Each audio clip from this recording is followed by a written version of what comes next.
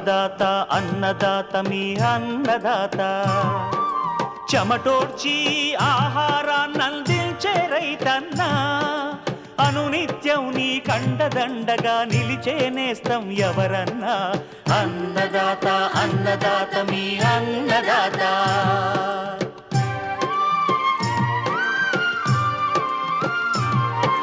నూతన రీతుల సాగుబడికి నూరింతలు పెరిగే దిగుబడికి సూచనలిచ్చే సస్య రక్షణకు పశు పోషణకి శాస్త్ర విజ్ఞానం అందించి ముందుకు నడిపే తెలుగు రైతు భారతదేశానికి మకుటం అయ్యేలా తీర్చిదిద్దే ఆశయంతో మిమ్ము మేలు కొలిపేది అన్నదాత అన్నదాత అన్నదాత మీ అన్నదాత అన్నదాత అన్నదాత మీ అన్నదాత. అన్నదాత ప్రేక్షకులకు నమస్కారం. ఈనాటి ముఖ్యాంశాలు: వేసవి కొర్ర సాగులో మెలకువలు, ఉద్యాన పంటల్లో ప్లాస్టిక్ మల్చింగ్ ఆవశ్యకత, చెరకులో డ్రిప్ ద్వారా ఎరువులు అందించే ఫెర్టిగేషన్ విధానం, ఇంకా జై కిసాన్ వ్యవసాయ సమాచారం.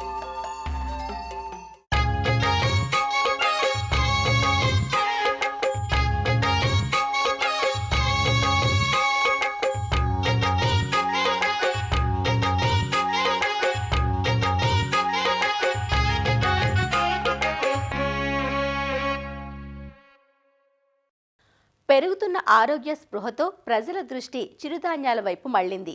ఒకప్పుడు చిన్న చూపుకు గురైన చిరుధాన్యాలను డిమాండ్ పెరగడంతో రైతులు తిరిగి సాగు చేస్తున్నారు.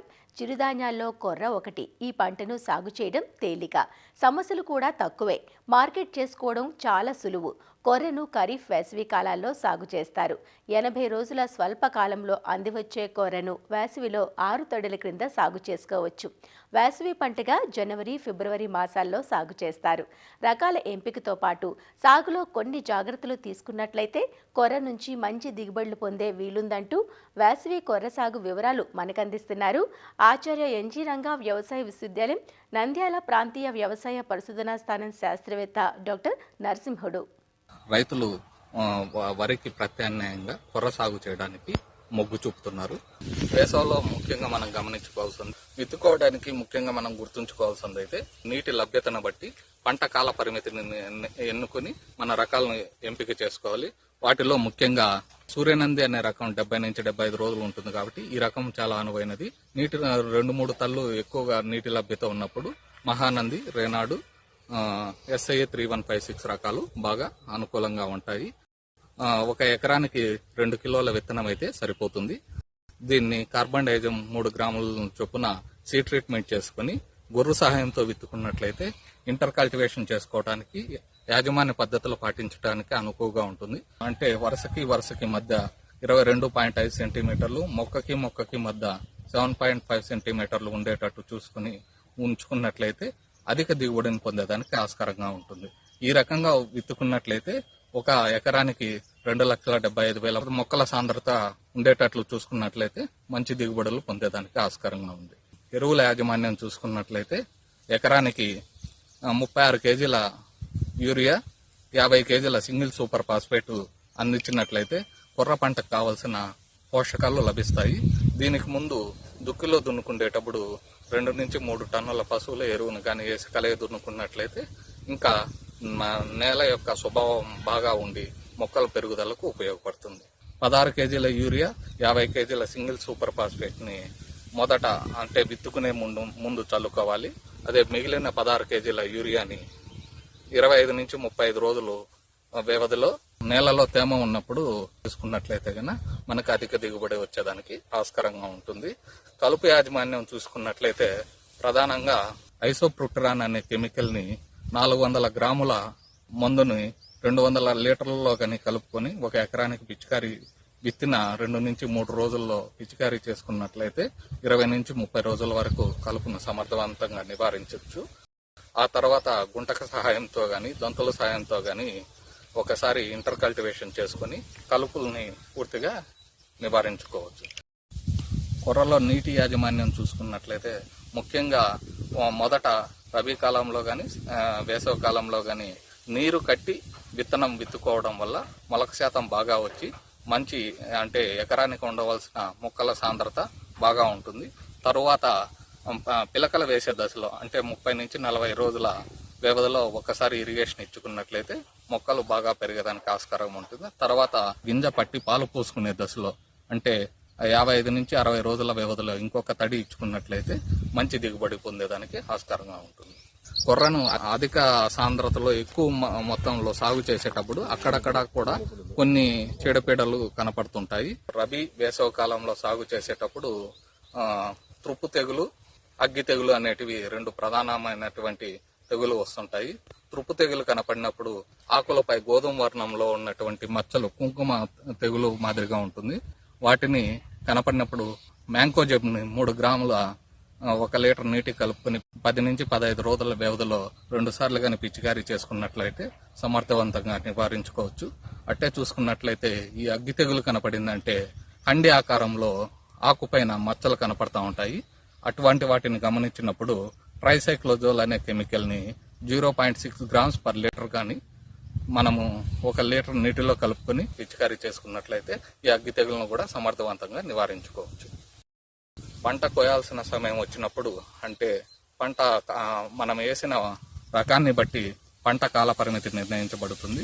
సాధారణంగా కొర్రలు 75 రోజుల నుంచి 90 రోజుల్లో పంట కాలం పూర్తయిపోతుంది. మనం పంట కాలం అయిపోయిన తర్వాత చూసుకున్నట్లయితే ఆకులన్నీ పసుపు రంగులో మారి గింజలు బాగా గట్టిపడి కంకులు కూడా బంగారు వర్ణంలోకి తిరిగి ఉంటాయి. అప్పుడు కానీ పంటను కోసుకున్నట్లయితే మనకు మంచి దిగుబడి వచ్చేదానికి ఆస్కారంగా ఉంటుంది.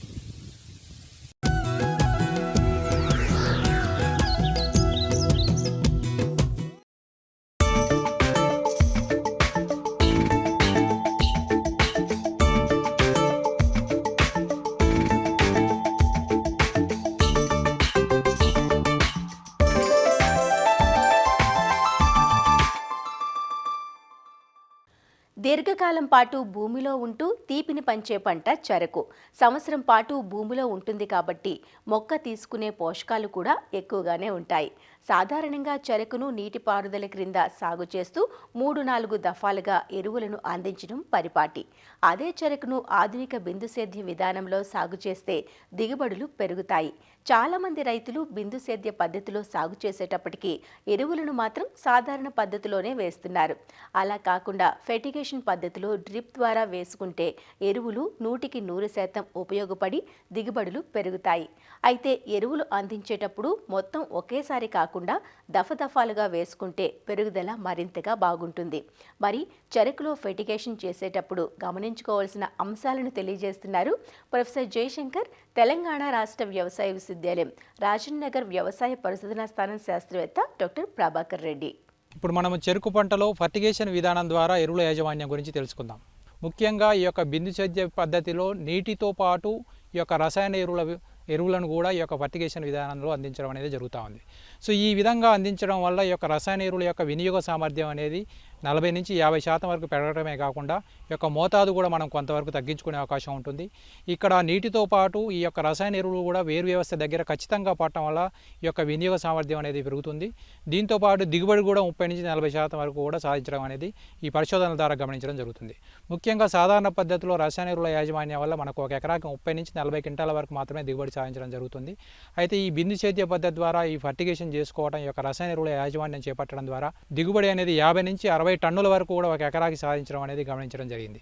సో ముఖ్యంగా ఈ విధానం ద్వారా మనం కూలీల ఖర్చు తగ్గించుకోవడంతో పాటు ఈ యొక్క రసాయన ఎరువులను ఖచ్చితత్వంగా వేరు వ్యవస్థ దగ్గరగా పట్టడం వల్ల ఈ యొక్క దిగుబడిని అధికంగా సాధించుకోవడం జరుగుతుంది. అయితే ఈ విధానంలో మనకు సిఫారసు చేయబడిన రసాయన ఎరువులని ఈ యొక్క సంవత్సరం పంట కాలం పూర్తిగా అందే విధంగా లెక్కించుకొని వాటి ఆధారంగా మనం ఈ యొక్క ఫర్టిగేషన్ విధానం అనేది చేపట్టవలసిన అవసరం ఉంటుంది. ముఖ్యంగా చూసినట్లయితే ఈ ఫర్టిగేషన్ విధానాన్ని మనము ప్రతిరోజు ఫర్టిగేషన్ అందించడం కానీ, వారం రోజులకు ఒకసారి ఫర్టిగేషన్ అందించడం కానీ, లేదంటే 15 రోజులకు ఒకసారి ఫర్టిగేషన్ అందించే విధంగా మనం ఈ యొక్క పోషకాలను లెక్క కట్టుకోవాల్సిన అవసరం ఉంటుంది. ముఖ్యంగా చూసినట్లయితే ఒక ఎకరా చెరుకు పంటకు అవసరమైన పోషకాలు కనుక గమనించినట్లయితే ఒక ఎకరా చెరుకు పంటకు 100 కిలోల నత్రజని, దాంతోపాటు 40 కిలోల భాస్వరం మరియు 48 కిలోల పొటాషియం అవసరం పడుతుంది. సో ఈ మోతాదులో మనం పోషకాలు అందించడానికి 220 కిలోల యూరియా అవసరం పడుతుంది. దాంతోపాటు 250 కిలోల సింగిల్ సూపర్ ఫాస్ఫేట్ అవసరం పడుతుంది. దాంతోపాటు 80 కిలోల మ్యూరేట్ ఆఫ్ పొటాష్ అనేది పంటకు అందించాల్సిన అవసరం ఉంటుంది. సో ఈ మోతాదులో మనం రసాయన ఎరువులను మనం ఫర్టిగేషన్ విధానంలో అందించడానికి ఆ మోతాదులో మనం లెక్క కట్టుకొని, అంటే ప్రతిరోజు ఫర్టిగేషన్ అందించడానికి ఎంత మోతాదులు వేసుకోవాలనేది లెక్క కట్టుకొని దాని ఆధారంగా మనం రసాయన ఎరువులను బిందు సేద్య పద్ధతి ద్వారా అందించుకునే అవకాశం ఉంటుంది. ముఖ్యంగా ప్రతిరోజు మనము ఫర్టిగేషన్ అందించే విధానం కనుక చూసినట్లయితే ఈ సిఫారసు చేయబడిన 220 కిలోల యూరియాని మనకు పంట యొక్క దశను బట్టి, పంట యొక్క సిఫారసు చేయబడిన మోతాదును బట్టి మనం అందించుకోవాల్సిన అవసరం ఉంటుంది. సాధారణంగా పంట విత్తిన 20 రోజుల తర్వాత నుండి 210 రోజుల వరకు కూడా మనము ఈ యొక్క పోషకాలను అందించవలసిన అవసరం ఉంటుంది. మనం ప్రతిరోజు ఫర్టిగేషన్ అందించే విధానంలో 20 నుంచి 60 రోజుల వరకు, అంటే పంట విత్తిన 20 నుంచి 60 రోజుల వరకు ఇది బాల్య దశలో అంటాము. ఈ దశలో మనకు పోషకాల మోతాదు అనేది తక్కువ అవసరం ఉంటుంది. కాబట్టి ఈ దశలో 1 ఎకరాకు ప్రతిసారి ఫర్టిగేషన్ చేసినప్పుడు 1 కిలో యూరియా, దాంతోపాటు 1/4 కిలో మ్యూరేట్ ఆఫ్ పొటాష్ వేసుకోవాల్సిన అవసరం ఉంటుంది. తర్వాత 60 రోజుల నుంచి 120 రోజుల వరకు, అంటే ఈ 60 రోజుల పంట కాలంలో ప్రతిరోజు 2 కిలోల యూరియా, దాంతోపాటు 1/2 కిలో పొటాష్ మనకు ఈ యొక్క ఫర్టిగేషన్ విధానంలో అందించాల్సిన అవసరం ఉంటుంది.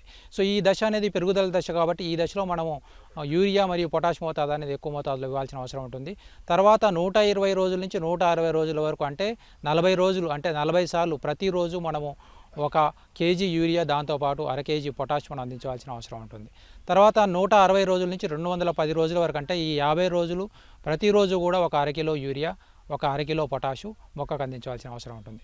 సో ఈ విధంగా లెక్కించిన మోతాదులో సిఫారసు చేయబడిన పోషకాలను మనం పంట పూర్తిగా అందే విధంగా పంట దశను బట్టి పెంచుకుంటూ మెచ్యూరిటీకి వచ్చేటప్పటికి తగ్గించుకుంటూ మన నత్రజని మరియు పొటాష్ ఎరువులని అందించుకునే అవకాశం ఉంటుంది. అయితే ఇక్కడ సిఫారసు చేయబడిన మొత్తం భాస్వరాన్ని కూడా, అంటే సిఫారసు చేయబడిన 5 బ్యాగుల భాస్వరాన్ని మొత్తం కూడా మనం పంట నాటుకునేటప్పుడు కాలువలు బోదెలు చేసుకొని మనం ముచ్చెలు నాటుకునేటప్పుడు ఆ బోదెల్లోనే మనం ఈ యొక్క సూపర్ ఫాస్ఫేట్ 5 బ్యాగులు కూడా వేసుకోవాల్సిన అవసరం ఉంటుంది. నత్రజని మరియు పొటాషియం మాత్రం నీటిలో కరిగే యూరియా రూపంలో, దాంతోపాటు మ్యూరేట్ ఆఫ్ పొటాష్ రూపంలో మనం కనుక ఈ యొక్క ప్రతిరోజు ఫర్టిగేషన్ అందించే విధానంలో సిఫారసు చేయబడిన మోతాదులు వేసుకోవాల్సిన అవసరం ఉంటుంది. అయితే కొంతమంది రైతులు ప్రతిరోజు ఫర్టిగేషన్ వేసుకునే విధానంలో వేసుకోవడం కష్టమవుతుంది కాబట్టి వారం రోజులకు ఒకసారి ఫర్టిగేషన్ చేసుకునే విధానాన్ని పాటిస్తూ ఉంటారు. ఈ విధంగా వారం రోజులకు ఒకసారి ఫర్టిగేషన్ చేసుకోవాలనుకున్నప్పుడు మొక్క నాటిన 30 రోజుల నుంచి 210 రోజుల వరకు, అంటే మొత్తం 24 వారాల పాటు ప్రతి వారం మనం ఈ యొక్క నత్రజని మరియు పొటాష్ ఎరువులను ఫర్టిగేషన్ చేసుకోవాల్సిన అవసరం ఉంటుంది. మొదటి 12 వారాలు ప్రతిసారి, అంటే 12 సార్లు మనం చేసుకుంటాము. ప్రతిసారి 12 కిలోల యూరియా, దాంతోపాటు 3 కిలోల పొటాషియం మనము ఫర్టిగేషన్ చేసుకోవాల్సిన అవసరం ఉంటుంది. మిగిలిన 12 వారాలు, అంటే 120 రోజుల నుంచి 210 రోజుల వరకు మిగిలిన 12 వారాలని ఇక్కడ 6 కిలోల యూరియా, దాంతోపాటు 3.5 కిలోల పొటాషు మనం ఫర్టిగేషన్ చేసుకోవాల్సిన అవసరం ఉంటుంది. 24 వారాల పాటు ప్రతిసారి సిఫారసు చేయబడిన మోతాదులో యూరియా మరియు పొటాషిని ఈ యొక్క మనం బిందు సేద్య పద్ధతి ద్వారా అందించడం వల్ల ఈ యొక్క ఎరువులు అనేది వేరు వ్యవస్థ దగ్గర ఖచ్చితంగా వాడటం వల్ల దిగుబడి అధికంగా వచ్చే అవకాశం ఉంటుంది. దాంతోపాటు ఎరువుల వినియోగ సామర్థ్యం కూడా మనకు పెరిగే అవకాశం ఉంటుంది. సో అయితే చాలామంది రైతులు మనకు కంప్లీట్గా నీటిలో కరిగే రసాయన ఎరువులు కనుక మనం వేసుకున్నట్లయితే కూడా అధిక దిగుబడి సాధించుకునే అవకాశం ఉంటుంది. ఇక్కడ ముఖ్యంగా చూసినట్లయితే వివిధ ప్రస్తుతం మార్కెట్లో అందుబాటులో ఉండే వివిధ రకాలైన కాంప్లెక్స్ ఎరువులు 12, 61 కానీ 19 కానీ 13045 లాంటి ఈ యొక్క నీటిలో కరిగే రసాయన ఎరువుల ద్వారా కూడా మనం ఫర్టిగేషన్ అందించుకునే అవకాశం ఉంటుంది. కానీ ఈ మోతాదులో ఈ కాంప్లెక్స్ ఎరువుల రూపంలో అందించినప్పుడు ఖర్చు పెరిగే అవకాశం ఉంటుంది. కాబట్టి మనకు యూరియా, పొటాష్ రూపంలో ఫర్టిగేషన్ చేసుకునే విధానంలో మనకు ఖర్చు తక్కువగా ఉంటుంది. ఇంకొకటి, ఈ ఫర్టిగేషన్ విధానంలో ఈ రసాయన ఎరువులు మాత్రమే కాకుండా ద్రవరూప జీవన ఎరువులు కూడా అజోటోబ్యాక్టర్ కానీ, అజోస్పైరిలం కానీ, పిఎస్బి లాంటి ద్రవరూప జీవన ఎరువులను కూడా మనం ఈ యొక్క ఫర్టిగేషన్ విధానంలో బిందు సేద్య పద్ధతిలో నీటితో పాటు అందించుకునే అవకాశం ఉంటుంది. ఎండాకాలంలో కూడా ఈ యొక్క చెరుకు పంట భూమిలో ఉంటుంది కాబట్టి ఈ యొక్క నీటి ఎద్దడికి గురయ్యే అవకాశం ఉంటుంది. సో నీటి ఎద్దడికి గురైనప్పుడు ఖచ్చితంగా భూమి నుంచి పోషకాలు తీసుకునే శక్తి అనేది పంట కోల్పోతుంది. ఇలాంటి పరిస్థితుల్లో మనకు పైపాటుగా మనకు నత్రజని మరియు పొటాష్ ఎరువులను 13045 రూపంలో 1 లీటర్ నీటికి 10 గ్రాముల 13045 కలిపి పిచికారీ చేసుకోవడం ద్వారా ఈ యొక్క నీటి ఎద్దడి నుంచి తట్టుకునే శక్తి అనేది మొక్కకు అందించుకునే అవకాశం ఉంటుంది. లేదంటే 1 లీటర్ నీటికి 20 గ్రాముల యూరియా, 20 గ్రాముల మ్యూరేట్ ఆఫ్ పొటాషియం కూడా నీటిలో కరిగించుకునే పిచికారీ చేసుకోవడం ద్వారా కూడా మనం చాలా వరకు కూడా నీటి ఎద్దడి నుంచి తట్టించుకునే అవకాశం ఉంటుంది. ముఖ్యంగా ముఖ్యంగా వీటితో పాటు మనకు చెరుకు పంటలో ప్రస్తుతం ఎండాకాలంలో ఈ యొక్క ఇనుపధాతు లోపం మరియు జింకు ధాతు లోపం కూడా గమనించుకునే అవకాశం ఉంటుంది. ఎక్కడైతే ఇనుపధాతు లోపం గమనించినప్పుడు ఈ యొక్క ఆకులన్నీ కూడా ముందు పసుపు రంగులోకి మారి తర్వాత తెలుపు రంగులోకి మారిపోయి పంట యొక్క పెరుగుదల తగ్గిపోయే అవకాశం ఉంటుంది. సో ఇది ముఖ్యంగా చౌడు నేలలు ఉన్న కాడ ఎక్కువగా ఈ యొక్క సమస్య కనబడే అవకాశం ఉంటుంది. సో ఇలాంటి పరిస్థితులు గమనించినప్పుడు 1 లీటర్ నీటికి 10 గ్రాముల అన్నబేది దాంతోపాటు 1 గ్రాము నిమ్మ ఉప్పుని కలుపుకొని పైపాటుగా వారం రోజుల వ్యవధిలో 2 సార్లు కనుక పిచికారీ చేసుకున్నట్లయితే ఈ యొక్క ఇనుపధాతు లోపాన్ని నివారించుకోవచ్చు. ఇంకొకటి జింకు ధాతు లోపం వల్ల ఆకులన్నీ కూడా పసుపు రంగులోకి మారి చారలుగా మారి పెరుగుదల తగ్గిపోవడం, ఆకులు చిన్నవిగా మారిపోవడం, ఈ కణుపుల మధ్య దూరం తగ్గిపోవడం, ఇదన్నీ కూడా జింకు ధాతు లోపంలో గమనించడం జరుగుతుంది. సో ఇలాంటి పరిస్థితి మనం గమనించినప్పుడు ముఖ్యంగా 1 లీటర్ నీటికి 2 గ్రాముల జింక్ సల్ఫేట్ కలిపి వారం రోజుల వ్యవధిలో 2 సార్లు కనుక పిచికారీ చేసుకున్నట్లయితే ప్రస్తుతం ఈ ఎండాకాలంలో చెరుకు పంటలో కనబడే ఈ ఇనుపధాతు లోపం కానీ జింకు ధాతు లోపాలను నివారించుకునే అవకాశం ఉంటుంది. రైతులందరూ కూడా ప్రస్తుతం నేలకు వేసే విధానం కాకుండా ఈ యొక్క దూరపు చాలు పెట్టుకొని వరుసల మధ్యలో 4 ఫీట్లు కానీ 5 ఫీట్లు కానీ పెట్టుకొని బిందు సేద్య పద్ధతి ద్వారా నీటితో పాటు రసాయన ఎరువుల యాజమాన్యం చేసుకోవడం ద్వారా అధిక దిగుబడి సాధించుకోవడంతో పాటు ఈ యొక్క ఖర్చు తగ్గించుకోవచ్చు. రసాయన ఎరువుల మోతాదు కూడా చాలా వరకు తగ్గించుకునే అవకాశం ఉంటుంది.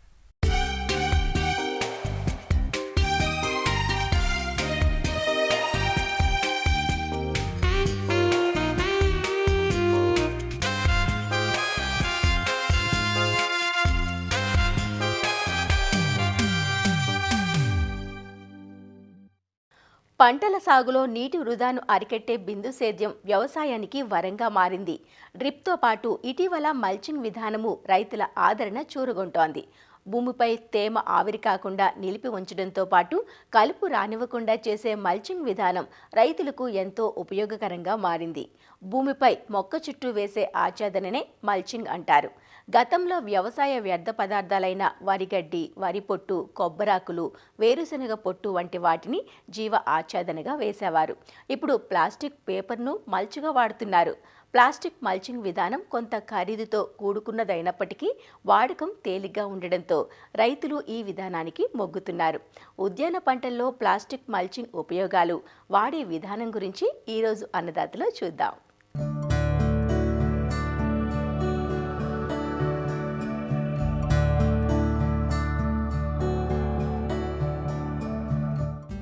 మొక్కల చుట్టూ ఉండే వేరు భాగాన్ని కప్పి ఉంచటాన్ని మల్చింగ్ అంటారు.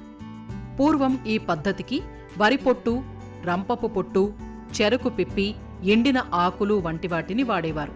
కానీ వీటి లభ్యత రాను రాను తగ్గుతున్నందువల్ల ప్లాస్టిక్ మల్చింగ్ ప్రాముఖ్యం సంతరించుకుంది. ప్లాస్టిక్ షీట్తో మొక్క చుట్టూ కప్పి ఉంచటాన్ని ప్లాస్టిక్ మల్చింగ్ అంటారు. ప్లాస్టిక్ మల్చింగ్ ద్వారా కలిగే ప్రయోజనాలేంటో చూద్దాం. మొక్క చుట్టూ ఉండే తేమను ఆవిరి కాకుండా నివారిస్తుంది. ఫలితంగా పంట కాల పరిమితిని బట్టి 30 నుంచి 40% వరకు నీరు ఆదా అవుతుంది.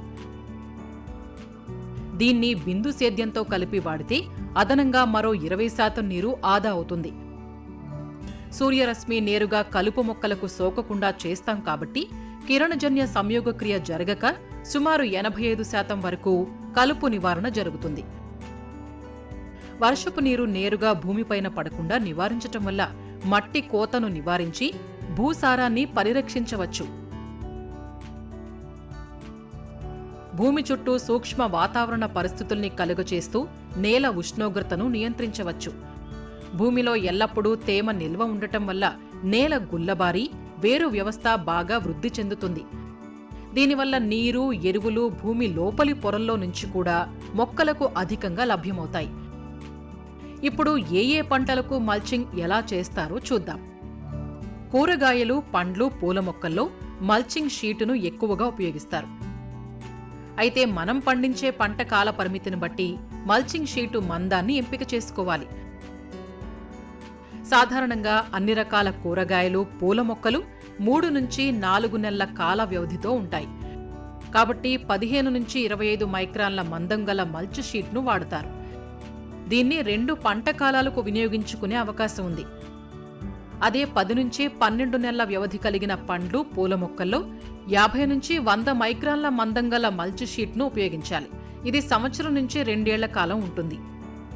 మల్చింగ్ వేసే సమయంలో మొక్కలకు ఇరువైపులా లేదా చుట్టూ 5 నుంచి 10 సెంటీమీటర్ల లోతు గాడి చేయాలి.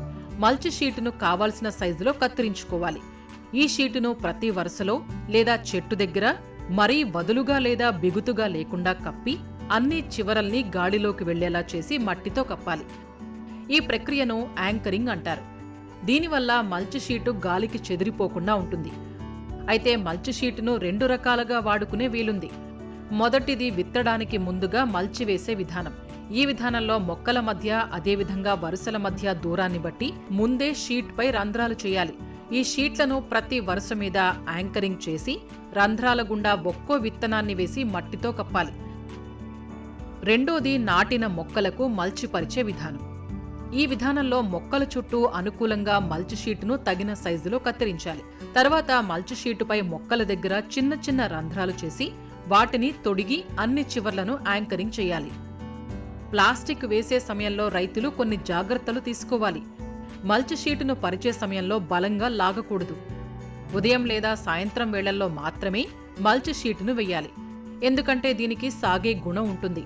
వేడి సమయంలో వ్యాకోచం చెంది సాగిపోతుంది. కాబట్టి చల్లబాటు వేళల్లో వేయటం మంచిది. ఎక్కువ గాలి ఉన్న సమయంలోనూ మల్చ్ షీటును వేయకూడదు. పంటకాలం ముగిసిన తరువాత మల్చ్ షీటును తీసివేసి పొలం పనులు చేసుకోవాలి. 7 నుంచి 25 మైక్రాన్ల మందం కలిగిన మల్చ్ షీట్లు ఒక పంట కాలానికి సరిపోతాయి. అదే 50 నుంచి 200 మైక్రాన్ల మందం కలిగిన షీట్లు 3 సంవత్సరాల వరకు మన్నిక కలిగి ఉంటాయి.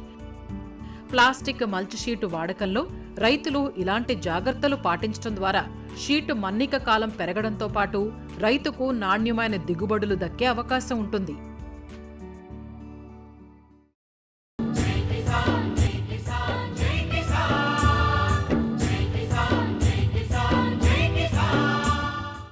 వ్యవసాయ సమాచారం ఇప్పుడు జై కిసాన్లో చూద్దాం.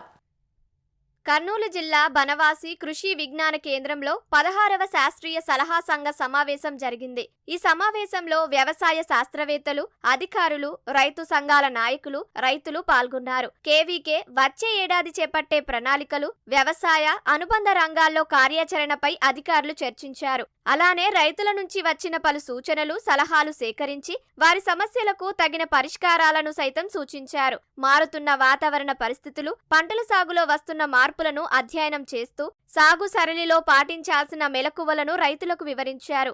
16వ శాస్త్రీయ సలహా మండలి సమావేశం కృషి విజ్ఞాన కేంద్రము బనవాసి కర్నూలు జిల్లాలో నిర్వహించడం జరిగింది. ఇందులో ముఖ్యంగా కేవీకే వారు గత సంవత్సరం చేసినటువంటి పరిశోధనలు, విస్తరణలో ఉన్నటువంటి ఫలితాలని సలహా మండలిలో ప్రవేశపెట్టడం జరుగుతుంది. సో దీనివల్ల ఏమైతే పలు పంటల్లో, ఉద్యాన పంటలు అయితేనేమి, వ్యవసాయ పంటలు అయితేనేమి, లేకపోతే మన పశువులలో కానీ వీటి అన్నిటిలో వచ్చేటువంటి సమస్యలను గుర్తెరిగి ఆ సమస్యలకు సరి అయినటువంటి కార్యాచరణను చేపట్టి వాళ్ళు ఎదుర్కొన్న సమస్యలని అవిరోధించి రైతుకు మంచి ఆర్థికంగా దిగుబడి పెంచనీకి, ఎక్కువ విస్తీర్ణంలోకి పంటలను తీసుకురానికి అవకాశం ఉంటుంది. కాబట్టి ఇది రైతులు, తర్వాత ఈ శాస్త్రీయ సలహా మండలిలో ఉన్నటువంటి సభ్యులు, అలాగే మన జిల్లా అధికారులు అయినటువంటి వ్యవసాయ అధికారులు అయితేనే, ఉద్యానవన అధికారులు అయితేనేమి, పశుపోషణ అధికారులు అయితేనేమి, వీళ్ళందరూ, తర్వాత ఎన్జిఓస్ కొంతమంది, మహిళా రైతులు, వీళ్ళందరూ కూడా భాగస్వామ్యాలుగా ఉంటారు. వీళ్ళందరూ కూడా కార్యాచరణలో నెక్స్ట్ రాబోయే సంవత్సరంలో ఈ ప్రస్తుతము మారుతున్నటువంటి వాతావరణాన్ని బట్టి, మారుతున్నటువంటి వ్యవసాయ పద్ధతులు కానీ, మారుతున్నటువంటి ఈ వచ్చే సమస్యలన్నిటినీ దృష్టిలో ఉంచుకొని వాళ్ళు ఎదుర్కొన్నటువంటి ఆ సమస్యలన్నిటికీ పరిష్కారంగా మన ఈ యొక్క సలహా మండలిలో వాళ్ళు వివిధ పంటల్లో ఆ సలహాలు అందించడం జరుగుతుంది. మరిన్ని విభిన్న అంశాలతో రేపటి అన్నదాతలో మళ్ళీ కలుసుకుందాం. నమస్కారం. అన్నదాతలు తమ సందేహాలు, సమస్యలను 18004254085 టోల్ ఫ్రీ నంబర్లో ఉదయం 10 నుంచి 11 గంటల మధ్య పని దినాలలో సంప్రదించగలరు. ఈ కార్యక్రమాన్ని యూట్యూబ్లో www.youtube.com/annadata ETV లింక్ ద్వారా వీక్షించవచ్చు.